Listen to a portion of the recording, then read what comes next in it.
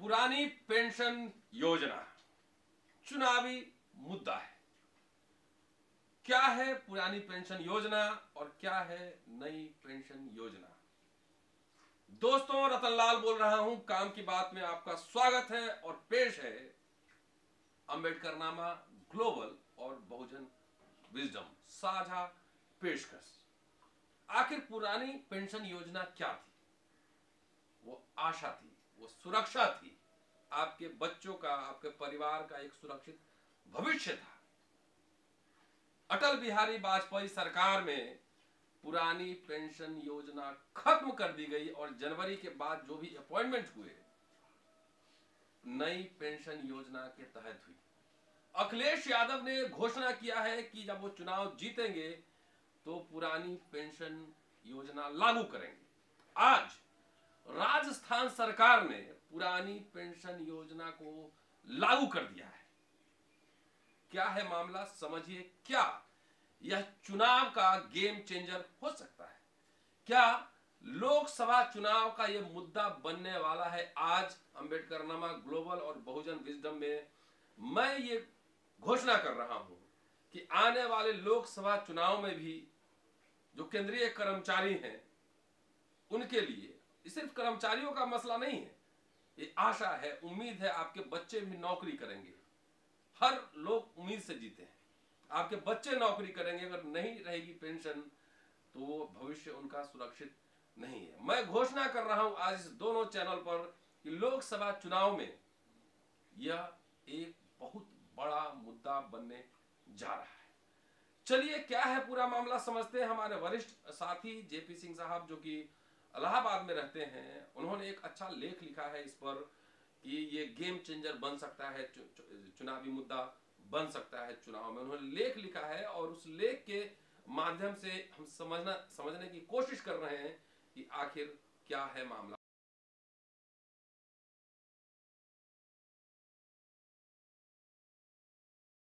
लिखा है, यूपी के चुनाव में पुरानी पेंशन लागू करने की योजना राजनीति में बहुत बड़ा गेम चेंजर साबित होने जा रही है।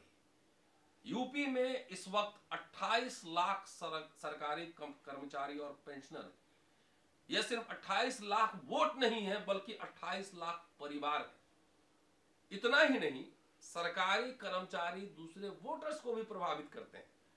अगर ये किसी एक पार्टी की ओर झुक गए तो सूबे का नतीजा बदल सकता है। भाजपा सरकार ने जाने अनजाने 28 लाख सरकारी कर्मचारी, पेंशनर्स और उनके परिवारों को अखिलेश यादव यानी सपा के पाले में जाने को मजबूर कर दिया है। ये सरकारी कर्मचारी इस बार जाति, धर्म और क्षेत्र से परे अपने बाल बच्चों के भविष्य के लिए सपा गठबंधन के पक्ष में लामबंद हो गए हैं, जिस पर चाहकर भी भाजपा कुछ नहीं कर पा रही। ये बात याद दिला दूं कि नई पेंशन योजना उत्तर प्रदेश में जब मुलायम सिंह की सरकार थी 2005 में, उस समय उत्तर प्रदेश में लागू हुई थी। भाजपा ने उत्तर प्रदेश में उसको बरकरार रखा है। चलिए, बहरहाल आगे बढ़ते हैं। शिक्षक नेता बजरंगी सिंह कहते हैं कि पुरानी पेंशन बहाली को लेकर राज्य कर्मचारियों और शिक्षकों ने काफी बार सरकार से मांग की थी, हड़ताल और धरना प्रदर्शन भी किया था, लेकिन सरकार ने हर बार आश्वासन देकर छोड़ दिया। आज तक इस मुद्दे पर कोई भी विधायक, मंत्री और सांसद नहीं बोला, क्योंकि वह खुद पेंशन भोगी हैं और जीवन भर पेंशन और अन्य सुविधाएं लेते हैं, लेकिन 30 से 35 साल तक सेवा करने के बाद भी कार्मिकों को पेंशन देने की बात पर वे पीछे हट जाते हैं। राज्य कर्मचारियों ने 2018 में पुरानी पेंशन बहाली को लेकर एक बड़ा आंदोलन लखनऊ में किया था, जिसके लिए 2018 के दिसंबर महीने में योगी आदित्यनाथ ने एक कमेटी का गठन करते हुए पुरानी पेंशन के बहाली पर विचार कर अपनी रिपोर्ट देने के लिए कहा था। लेकिन आंदोलन और हड़ताल समाप्त होने के साथ ही यह मामला धीरे धीरे ठंडे बस्ते में चला गया। यह एक ऐसा मुद्दा है जिससे प्रदेश के लगभग 28 लाख कर्मचारी, शिक्षक और पेंशनर जुड़ते हैं। इनकी संख्या लगभग 28 लाख है, लेकिन यह ऐसा वर्ग है जो समाज को दिशा देने का काम करता है।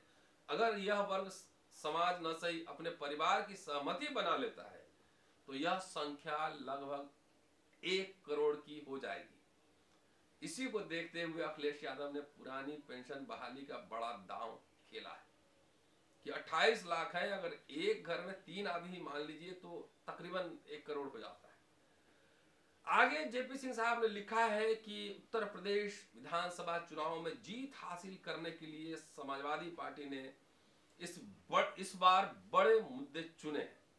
समाजवादी पार्टी ने पहले ही 300 यूनिट घरेलू बिजली को मुफ्त करने का ऐलान कर दिया है। उसके बाद सभी सरकारी कर्मचारियों के पुरानी पेंशन बहाल करने का बड़ा दांव चल दिया है। अखिलेश यह भली भांति जानते हैं कि चुनाव कराने के लिए राज्य कर्मचारी चुनावी तंत्र में सबसे मजबूत स्तंभ बनकर खड़े रहते हैं, चाहे वो सरकारी अध्यापक हो, लेखपाल हो, सिपाही हो या अधिकारी वर्ग हो। लेकिन इतना साफ है कि अखिलेश यादव का यह बड़ा दांव कर्मचारियों और शिक्षकों के बीच चर्चा का विषय बना हुआ है। जमीनी हकीकत यह है कि यह मुद्दा चुनाव में बहुत असरदार साबित हो रहा है और चौथे एवं 5वें चरण, जिसमें लखनऊ चुनाव हो गया और प्रयागराज आते हैं, यह मुद्दा निर्णायक असर दिखा रहा है। अखिलेश यादव हर सभा में यह दोहरा रहे हैं कि सपा पुरानी पेंशन को फिर से लागू करे। उन्होंने कहा है कि हमने कर्मचारियों और इकोनॉमिक एक्सपर्ट से बात कर ली है, फंड बनाकर जरूरी धन का बंदोबस्त किया जाएगा। तत्कालीन उस समय प्रधानमंत्री अटल बिहारी वाजपेयी थे, उन्होंने पुरानी पेंशन को बंद कर दिया था और नई पेंशन योजना लागू की थी। केंद्र सरकार ने नई पेंशन योजना लागू की, लेकिन इसके लिए राज्य के लिए अनिवार्य नहीं किया गया कि राज्य सरकार अगर चाहे तो नई पेंशन योजना लागू कर सकती है, अगर नहीं चाहे तो नहीं कर सकती है। तो राज्यों के लिए कोई अनिवार्यता नहीं थी। इसके बावजूद धीरे धीरे अधिकतर राज्यों ने इसे अपना लिया। Division secretary ministerial association irrigation department Prayagraj Uttar Pradesh के एक ट्रेड यूनियन लीडर है, उनका नाम है धर्मेंद्र कुमार यादव, कह रहे हैं कि उस समय के कर्मचारी इस नई पेंशन योजना को समझ नहीं पाए। उन्हें ऐसा लगा था जैसे ये योजना सेवानिवृत्ति के बाद उन्हें पुरानी पेंशन योजना से ज्यादा लाभ देगी। वही है भैया, अच्छे दिन आएंगे, वही वाला है। लेकिन उनका यह भ्रम टूट गया। नतीजन पिछले कुछ सालों से कर्मचारियों ने नई पेंशन योजना का विरोध करना शुरू कर दिया है। पुरानी पेंशन योजना कर्मचारियों के लिए भावनात्मक मुद्दा बन गया, इमोशनल इशू बन गया है। पेंशन जरूरी है, ये आपकी सुरक्षा है, ये आपका भविष्य है, आने वाले पीढ़ी का भविष्य है, इसलिए पूरा ये मुद्दा बनने वाला है हर चुनाव में। जेपी सिंह साहब आगे लिखते हैं कि उस यूपी के चुनाव में पुरानी और नई पेंशन स्कीम पर जीत हार का गेम सेट हो गया है। सपा ने पुरानी पेंशन लागू करने का ट्रम्प कार्ड खेल दिया है। केंद्र सरकार की नई पेंशन स्कीम में भाजपा फंस गई है। CM Yogi Adityanath defensive mode में है। पुरानी पेंशन स्कीम पूरी यूपी का माहौल बदलता दिख रहा है। दरअसल कर्मचारी पुरानी पेंशन चाहते हैं, इसलिए बीजेपी बैकफुट पर है। अटल बिहारी वाजपेयी की चर्चा हमने कर दी। अब नई पेंशन स्कीम को क्या नाम दिया गया था? इसका नाम दिया गया था नेशनल पेंशन सिस्टम, यानी एनपीएस।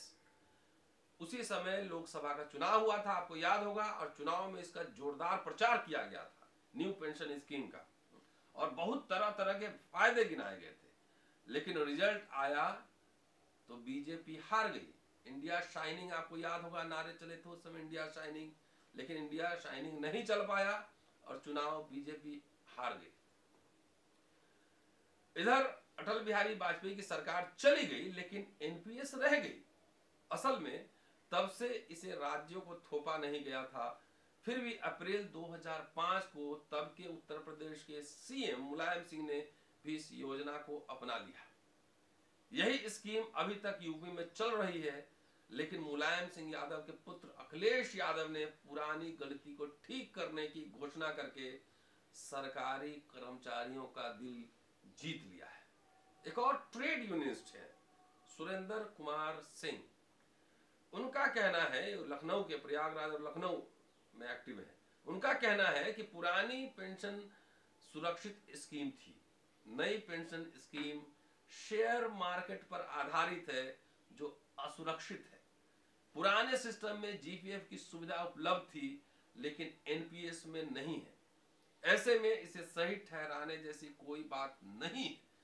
पुरानी पेंशन योजना में नौकरी के दौरान कर्मचारी की मौत होने पर उसके परिवार को पेंशन मिलती थी, लेकिन एनपीएस में व्यवस्था में कर्मचारियों की मौत होने पर फैमिली पेंशन की व्यवस्था साफ नहीं है। यहां तक कि एनपीएस में जमा पैसे को भी जब्त करने की व्यवस्था है। ऐसे में भाजपा सरकार इसका जो गुणगान कर रही है वह समझ से परे है। एक और एक्टिविस्ट हैं, जिला अध्यक्ष हैं ministerial association irrigation department Prayagraj, Siddharth Sonkar. वे कह रहे हैं कि पुरानी पेंशन व्यवस्था नुकसानदेह होती तो बंगाल और केरल क्यों आज भी उसे चलाते। फिर पुरानी व्यवस्था को लागू करने के लिए केंद्र सरकार की अनुमति की भी जरूरत नहीं है, यह राज्य सरकार ही फैसले कर सकती है। दरअसल जो कर्मचारी 2005 के बाद भर्ती हुए हैं वो 10 साल बाद रिटायर होने शुरू होंगे, इसलिए पुरानी पेंशन करने से सरकार के खजाने पर कोई अतिरिक्त बोझ नहीं आएगा। योगी सरकार के वित्त मंत्री राजेश अग्रवाल 23 जुलाई 2019 को पुरानी पेंशन व्यवस्था को लेकर विधान परिषद में लिखित जवाब दे चुके हैं। उनका कहना है कि पुरानी पेंशन व्यवस्था को लागू करने का हमारा कोई इरादा नहीं है।